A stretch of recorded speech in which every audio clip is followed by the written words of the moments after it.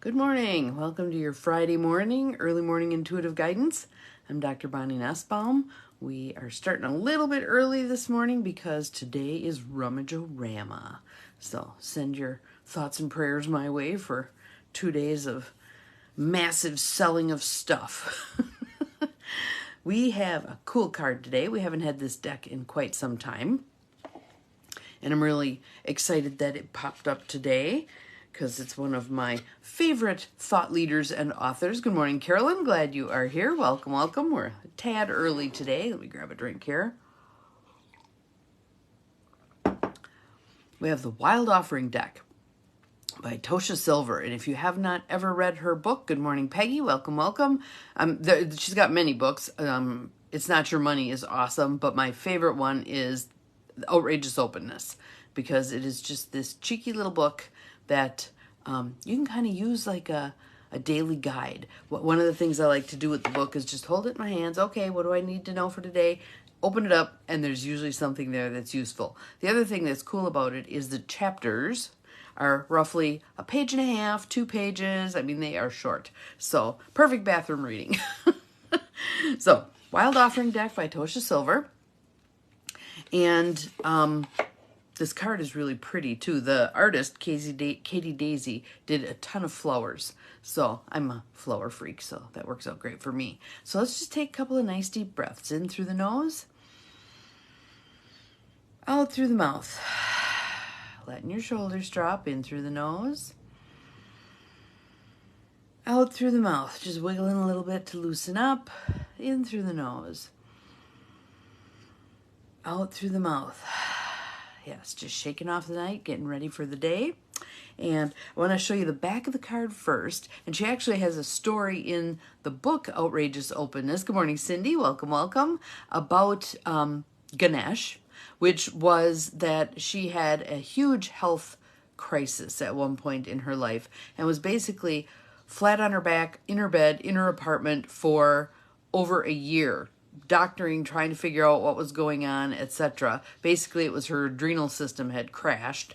And finally, she managed to one day drag herself out to get rid of all the carry-out boxes into the garbage dumpster at the apartment house. And leaning up against the dumpster was a poster, still in its cellophane wrap, of many of the thought leaders that she enjoyed, including Ganesh. So there's Ganesh, and Ganesh is basically the overcomer of obstacles. That's the focus, the overcomer of obstacles. So what a lovely, lovely one to have on your side, right?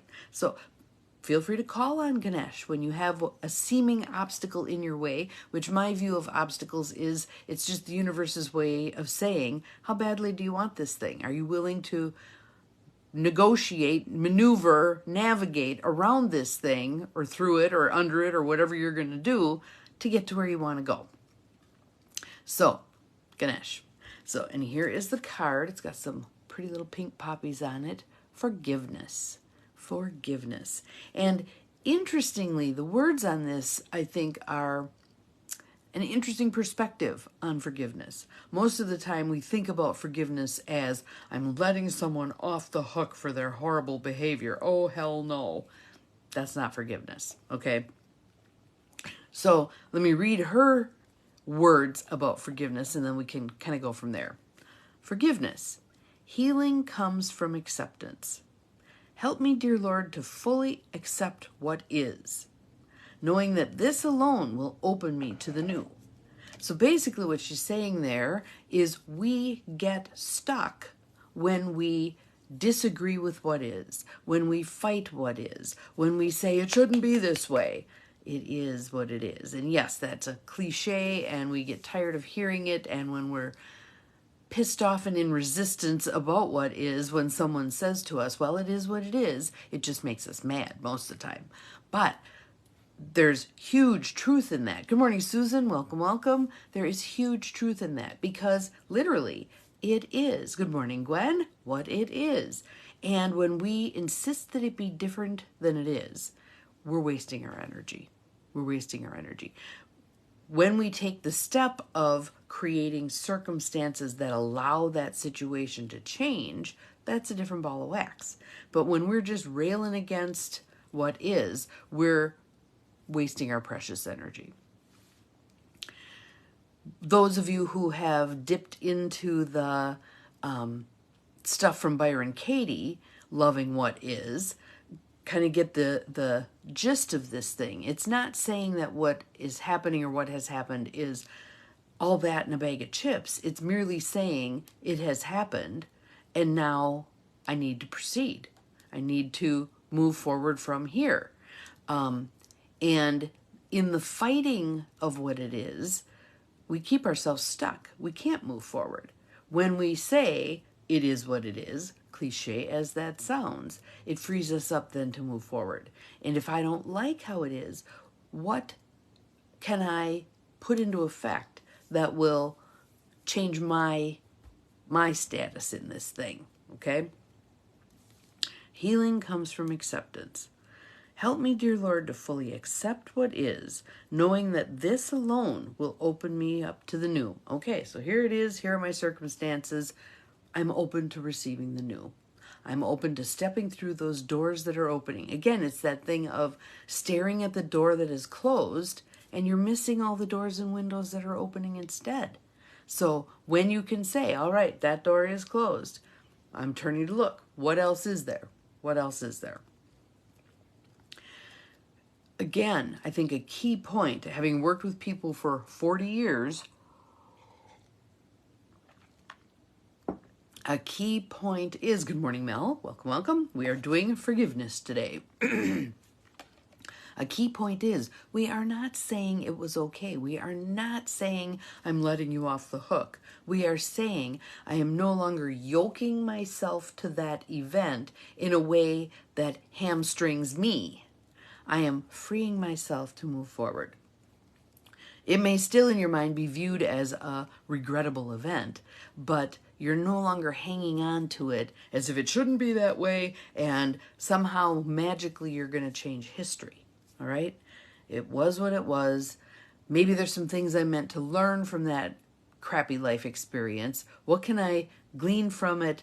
There's a saying, a Zen saying, it's something along the lines of take the lesson, release the experience. Take the lesson and release the experience. All right? And again, if we view it as everything is serving a purpose, maybe we view that person, whoever it was that engineered the negative part of this thing, including ourselves. That's what Cindy says too, needing to forgive ourselves or keep ourselves stuck about things we've done wrong, or ways we've contributed to circumstances that didn't go so well, right? I remember way back when, I think I was like 9, my mom was taking my little brother somewhere and had a car accident because some lady went through an intersection without stopping. And when the insurance company did the adjustment, it was basically my mom was 20% at fault just for being there. Oh, was she mad? She was so mad. But there is some truth to that. The at fault part is troublesome. But the idea that, yes, somehow we did contribute unwittingly to this circumstance simply by our presence. If we're in a circumstance and we keep our mouths shut when it would be good for us to speak our truth, I'm uncomfortable with this, or this isn't working for me, or whatever, we're being complicit with that situation going down the way it's going down, right? So it really, this is an empowering card because it's putting us in our own driver's seat. Stuff isn't happening to us.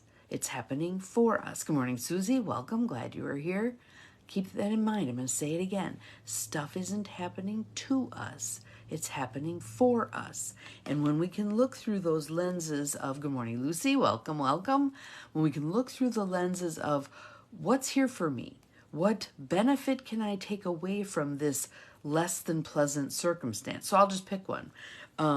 Let's say someone has been dating someone and there were warning signs along the way from early on. Yeah, this isn't the person. This isn't, don't like this, don't like that, etc., etc. When women say to me, yeah, there were red flags and I chose to ignore them. To me, that's an empowering thing when they at least say it and they recognize it. Hopefully then the next time they do something sooner. When the red flags start going off, wait a minute, we need to have a talk here. Let's address this because this is bothering me. This isn't okay with me. And in the past, I've just shut my mouth about it. Now I'm going to bring it to the light so we can see what we can do with it. All right?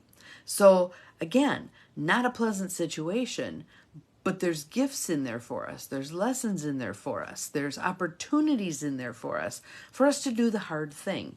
And as Glennon Doyle says, we can do hard things. We can do hard things. So we can speak up when something isn't as we would like it or we need it to be. All right? So, forgiveness. I'm going to read through it one more time. Nice deep breath in. Let it go.